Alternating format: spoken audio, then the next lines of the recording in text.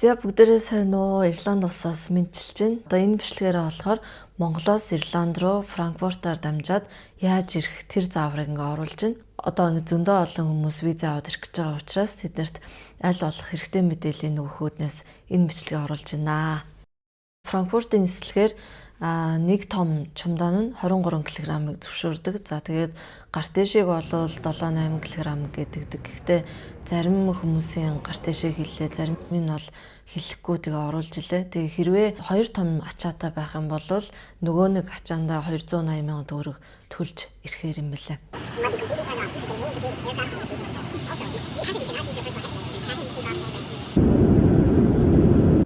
За одоо ингээд Франкфурт дээр ирж байгаа. Франкфурт дээр ирээд за энэ цахилгаан шатаар ингээд дээшээ гараад тэгээд ингэж явж ангуудаа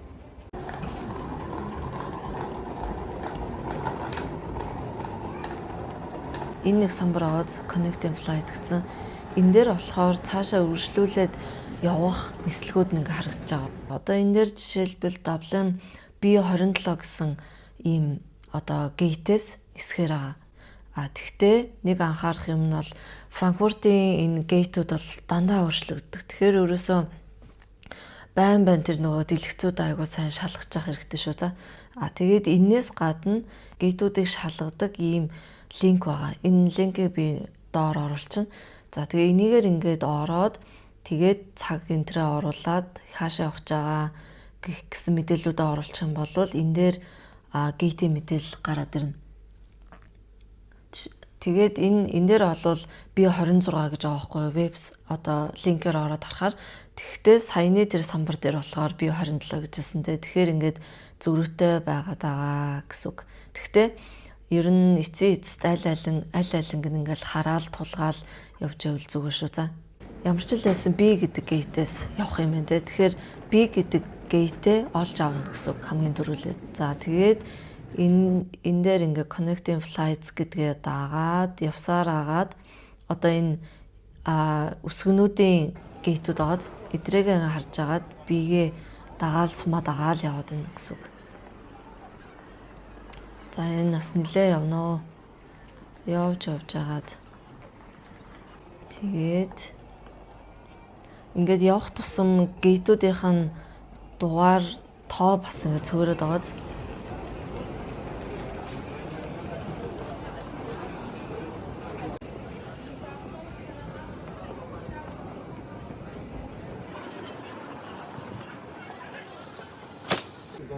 За одоо энэ самбар дээр D, E гэсэн энэ гейтүүд дээр байгаа нислэгүүд л харагдаж байгаа. Тэгэхээр биенүүд нь бол харагдахгүй байгаа гэсэн үг шүү. Тэгэхээр ийм самбараас харахтаа яг аль гейтийг ингэ зааж ийн вэ гэдгийг аягуулсаа харна гэсэн үг.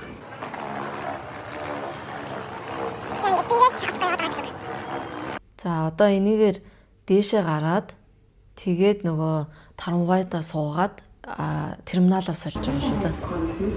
За одоо би рүү явахын тулд энэ жижиг тарамвайдаа сууна.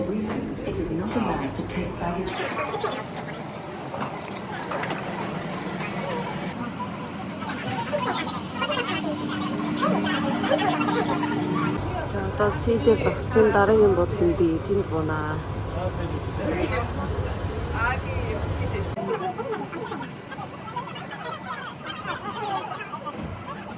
За ингээд би дээрээ буугаад тэгээд доошоо ороод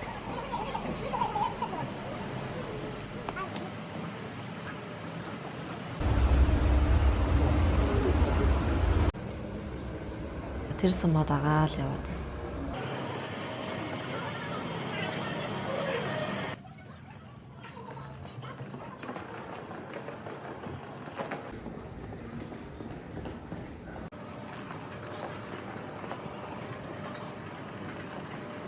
За одоо энд B20-оос 63 гэсэн бааз манай гейт болохоор B27 байсан. Тэгээ тийшээ явна гэсэн. Энэ нь болохоор B1-ээс 19 өөр тийшээ ингэж явахаар юм байна л да. За тэр гейтээ харж агаад яг тэрнийхээ дагуул явна да. Чи ингэ security руу орж ирлээ. Түүхэнд нь ус центр байгаа бол энийг энд үлдээчихэд ирсэн байх шүү. Шалгуулж гарч ирчээд энэ юугаа гейтэд дагаал, сумаа дагаал явна да.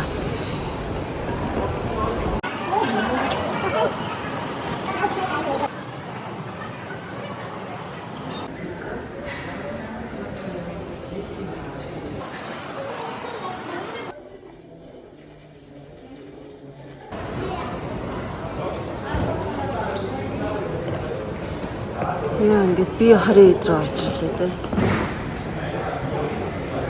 Одоо энд ингээд одоо эндээс ингээд нислэгүүд нь гарч ирж байгаа. Тэгэхээр эндээсээ болвол нислэгүүдээ сайн хараад энэ самбраа сайн ер нь л самбарынхаа ойролцоол хэрэгэлдэжээвэл зүгээр дээ. Гэхдээ ер нь бол яг гейт солигдно гэсэн тийм хүлээлттэй л байх хэрэгтэй гэсэн. Тэгэхээр нислэгийн өмнө хэдэн ч минутын өмнө солигдож магадгүй. Тэгэхээр солигдчлоо гэд сандрах хэрэггүй. Солигдно гэсэн анханасаа тийм бэлтгэлтэй л байж ах хэрэгтэй.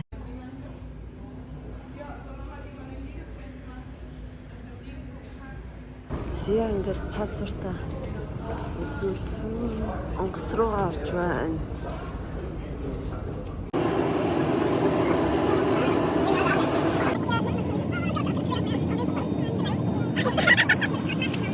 Авлан руу нислэгийн тушаал юм тэнгэр битүү үлтэй байгаадсэн. Тэгээд буугаад ирсэн чинь бас бүрхэг байлээ. Гэхдээ бороогүй. За тэгээд буугаад ирэхээр угаасаа манай бүх юм тодорхой, айгүй жижиг.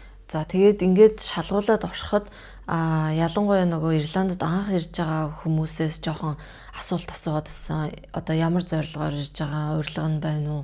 Ямар сургуулиар ирж байгаа ч гэдэг юм уу те. Тиймэрхүү байдлаар жоохон асуултууд бол асууж илээ. Тэгэхээр тийм юмд ингээд хариулахадаа бас жоохон бэлдсэн байвал зүгээр. За тэгээд доошо буугаад ачаагаа авандаа. За ингээл ерөөсөө энэ шатаас бууж ирээл. Тэгээд эндээс хаанаас хэдгээр бүсээс ачаагаа авахаа харандаа.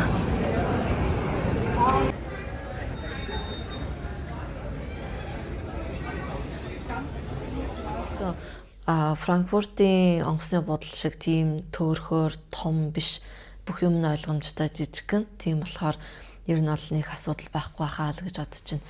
За тэгээд ингэж гарч ирчээд таксигаар явж болно. Эсвэл хүнээр тусуулаад монгол жолооч нар бол байгаа. Тэгээд автобусаар бас явж болно. Гэхдээ автобусаар явах юм бол одоо Ирландд таньдаг хүн нь ирээд автобусаар хамт явбал илүү зүгээр ах. Тэгэхгүй бол нөгөө SIM карт байхгүй тэгээд датагүй хувьчгаар чинь жоохон асуудалтай болчих واخ. Такситэн бол хотын төврөөгөө бол нэг 35-аас 45-ийн хооронд байгаа болов уу гэж бодож байна да. За ингээд жоохон ч гэсэн хэрэгтэй мэдээлэл өгч чадсан байх гэж найдаж байна. За maaхан subscribe-а дараад дараагийн бичлэгүүтэй минь хамт байгаарай. Дараа уулзъя.